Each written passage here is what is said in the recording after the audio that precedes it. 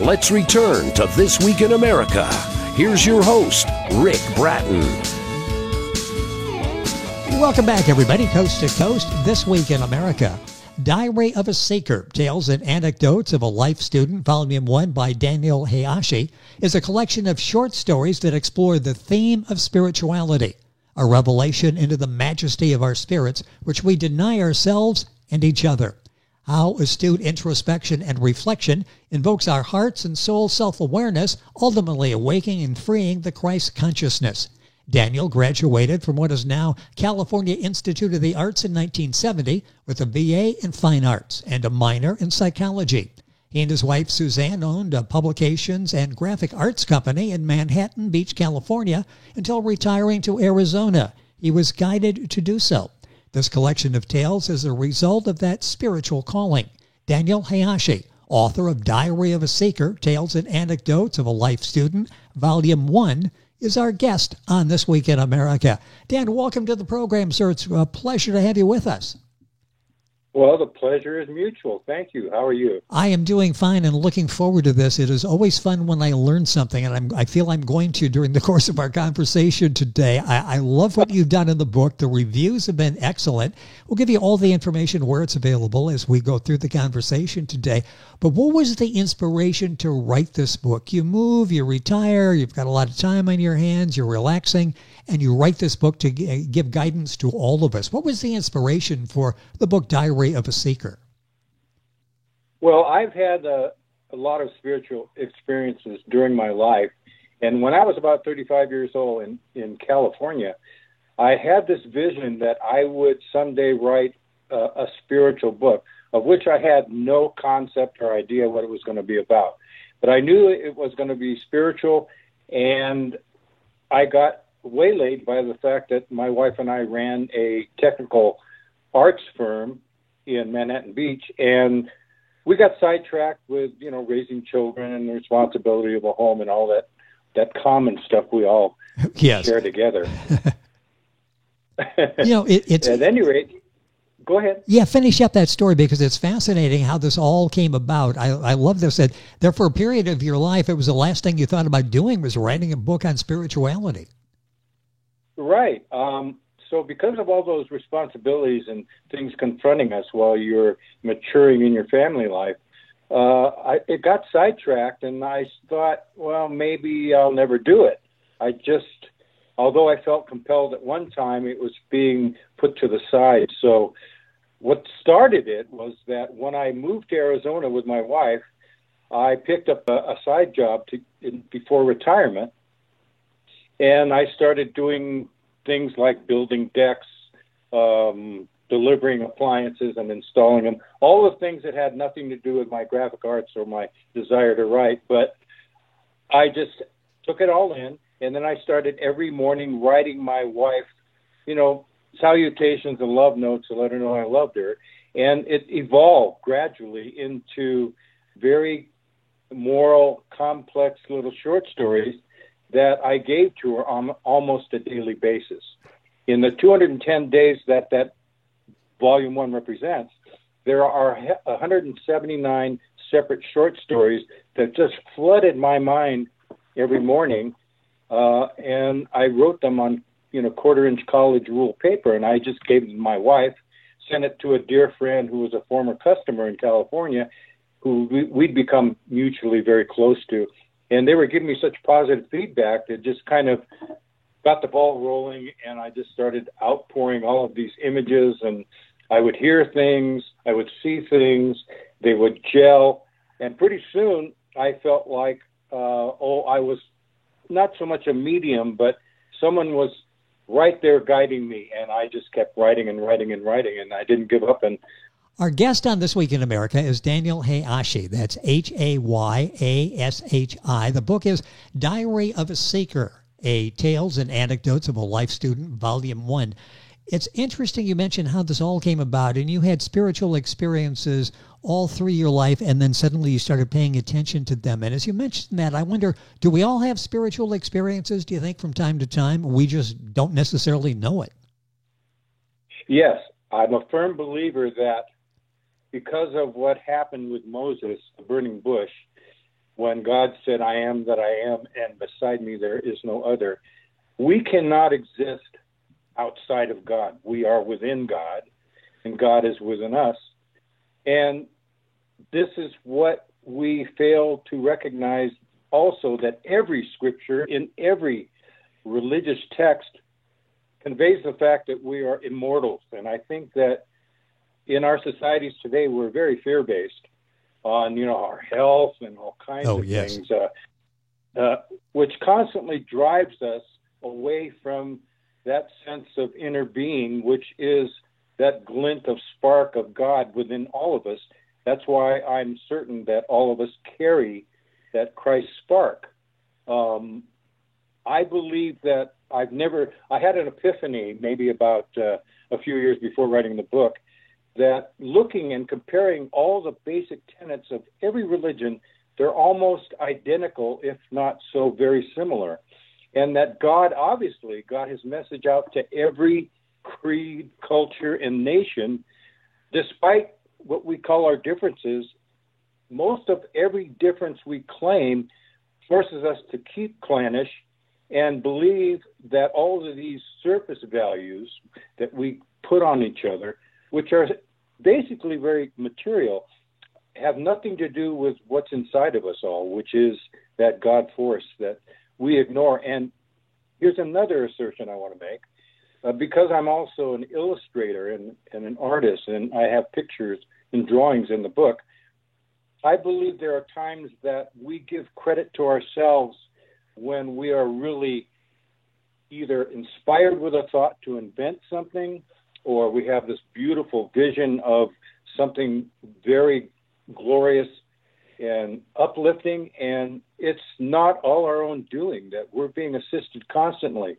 Old books tell us, there's angels involved and guides, and I think it's all of those things. How's that? Well, I'm just absorbing what you're saying because, so often we give ourselves credit.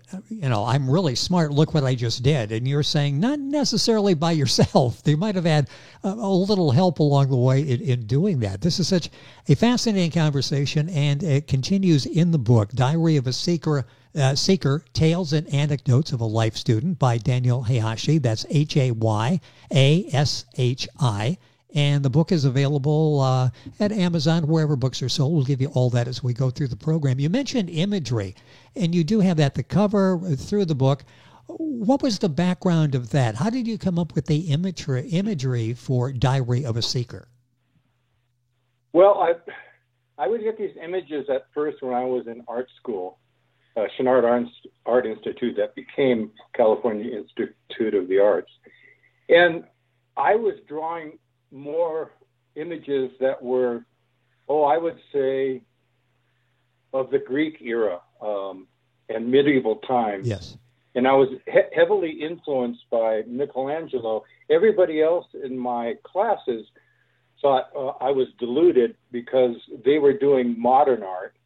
And I would draw angels and images of, these beautiful, you're probably familiar with a lot of beautiful Italian statuary. Oh, yes. Michelangelo, yes.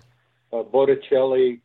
The list goes on, and I've always admired those. So I kind of created my own little world, despite the fact everybody put up with me. And that's how I got into illustrations and fine art. And then I always had a flair for caricatures. That's why I also got into 9 children's books that I put out recently. 3 of them coloring books. So I'm kind of all over the table. I love that. As I'm reading, it's like the children's books, which would be a fascinating program unto itself, talking about what went into writing the children's books. Our guest is Daniel Hayashi, Hayashi. Book, this one, Diary of a Seeker, available wherever books are sold. Some of the passages in your stories share moral points in the form of maxims or wise passages. How did you come by this wisdom? Where did this come from? Well, okay. I'm going to humble myself before the fact that a lot of the phraseology, I have a tendency in my writings to be a kind of elaborate, fanciful, And I love adjectives particularly because I have this compulsion to share the imagery that is passing through my mind. Yes. And a lot of times when I'm writing, a word would come to me that's an adjective that I don't fully understand, but I just kept writing. And I found out later, after I started spell checking and looking on the computer for definitions, like in a thesaurus, that, oh, that's a good word for that adjective. So to me, this proves that it's not all me. I'm being utilized as a tool, but in many cases, some force of higher mind and exacting description helps me along so that I can draw the reader into describing the picture more accurately. Between the imagery, I actually see like little movie snippets sometimes, and that takes me down a storyline. And sometimes it's the words and the adjectives that help me to choose out of seeming like thin air. And between my wife and this dear friend in California, who I gave both almost daily stories, they said and helped me realize that these stories were really good stories. So I don't want to sit here and sound like I'm bragging, because I don't believe I deserve all the credit. You know, it's interesting. Well, the visual artist comes alive, and you can tell that in your writing, that we can visualize. So you're sure that, okay, as the writer, Daniel was able to do this and present it in such a visual way. It's not just words, but words that form a visualization as we're reading them. You talk about assistants as you're doing this. Any idea who, what, why you're being assisted in conveying your stories? Well, let me say in recent years, the dignity of America and all its immigrants have become, I would say, demeaned by a lot of conflict, a lot of clannishism that divides us. And this, out of the daily writings I gave my wife that were evolving, it suddenly became clear to me that God's word needs to be reestablished, because I believe that whether we choose to believe it or not, we have no choice. We're all spiritual souls. And the fact that we have such a treasure trove of beauty within us that it needs to be evoked, it needs to be ignited, the lid has to be lifted. And that can only happen if you have faith. And my belief is that everyone's real true happiness and ability to cope with all the suffering and the sorrows, that they will be able to see this better if they realize that they're immortals, that they will face death with no fear. They will face life without fear. They will be confident that in their moves, if they listen, they'll be guided, and the outcomes will be so positive, and their tomorrows will make them so wise that they will finally reach what Christ told in his scriptures, that in the New Testament, that these things that I do, others will do and more. And it can't be possible without the system of reincarnation, because if we're to believe, and by the way, the Igbo Christians I think it's Nairobi. I may have that country wrong, but they believe in reincarnation and they're Christians. And I believe that reincarnation can apply to every religion despite the differences, and that if we open our mind, we can see that if none of us today are reaching the miraculous behavior that Christ exhibited to convince others of their God, then they have more learning to do. And they're certainly not going to jump in the arms of Jesus if they can, pardon me, utilizing, abusing, and being tyrannical with their brothers, or deciding that because of the color of their skin that they're not as valuable. These are values that have nothing to do with any spiritual teachings. In fact, they're denied. And I believe that all of us, regardless of your faith, because God reached all religions and reached all his people, that they will come to the same conclusion eventually, because their souls and their brilliance have no choice but to come out. You know, in your book, you speak of the Christ of God principle as though it's endowed in every soul's potential. Could you be more specific? Is that actually the case, do you think? Yes, I believe that spark is something that is latent, that we come with. It's like, okay, let's compare it to genetics.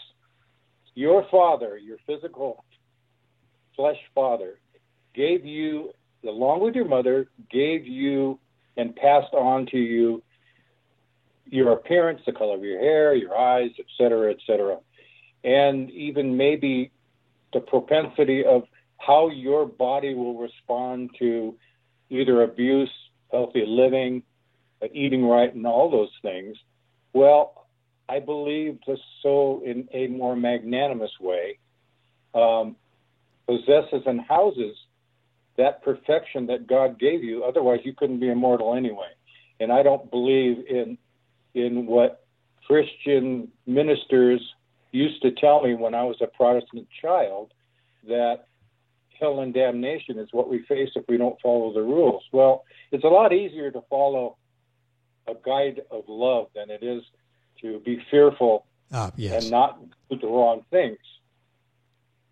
It's so interesting, and this way this book is really, it will get you thinking. Diary of a Seeker, Tales and Anecdotes of a Life Student by Daniel Hayashi, our guest on the program. If you're Googling, that's Hayashi. Book at Amazon, Barnes & Noble, usual places. We'll give you all that as we wrap up the conversation here today. Many of your tales in the book, Diary of a Seeker, reflect a devotion, higher principles, and righteousness. Why do you think this is so important for all of us? Well, I hope I'm not being too, let's say out there in space, but I believe that principles and higher ideals are basically the messages coming from your latent Christ principle, the light of God that is in you because you're his or her child. And by the way, I don't believe totally in the image that God is male.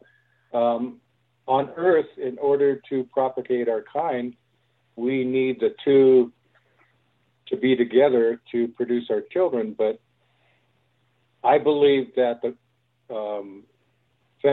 feminine and the masculine are one in the God force. Am I getting aside from your question? No. I'm fascinated by your insight and what you're sharing with us. And I think so many people will go like, yeah, I really think I need to read this book because I think he's onto something that will help me with my life. Yes, I believe that the conscience is kind of the message center of the Christ principle that lives inside you. Yes. And when we see suffering in children and starvation, and we look at the news and our hearts are broken, I believe that this is your message center, your inner Christ, your conscience saying, hey, can you do something about this? What can you afford to do? Is your neighbor just lost their husband of 25 years. Your niece just died in a car accident.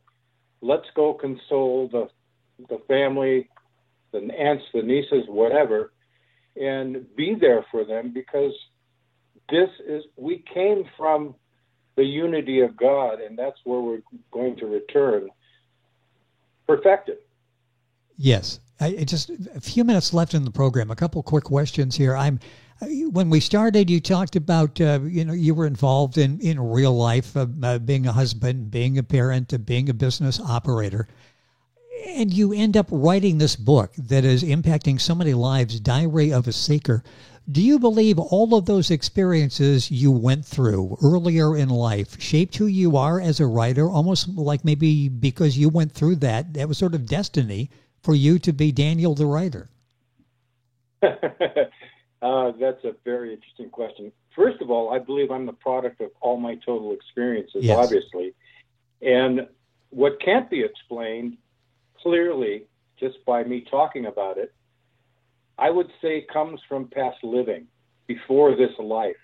I came here with certain propensities and tendencies because of the past, and I felt that because I believe in those experiences as good and directing me in a good fashion towards my own perfection, and that it's all the forces of God, that God clings to all of us and myself so that I can reach and determine good things that will happen tomorrow the closer I listen to my inspiration. My inspiration, I believe, is God, through images, through words, through essentially a lot of feelings that most of us ignore, that when I was younger, I ignored myself.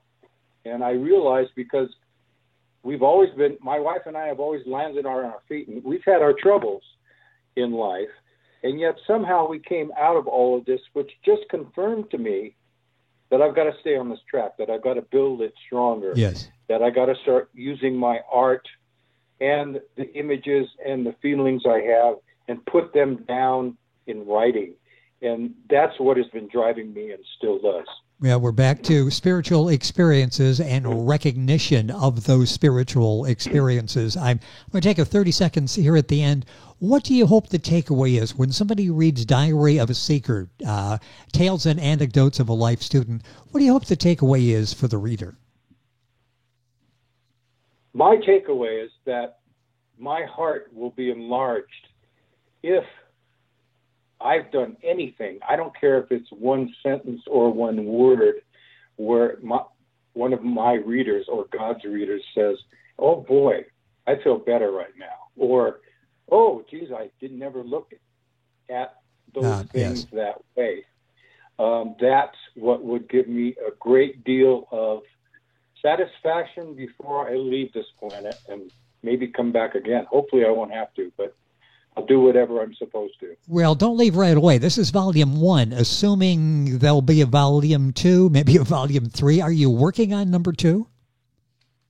I already have volume 2. I just marketed 1, and in the back of this printed matter now, I just added the fact that you can get volume 2 also at Amazon and the 9 children's books.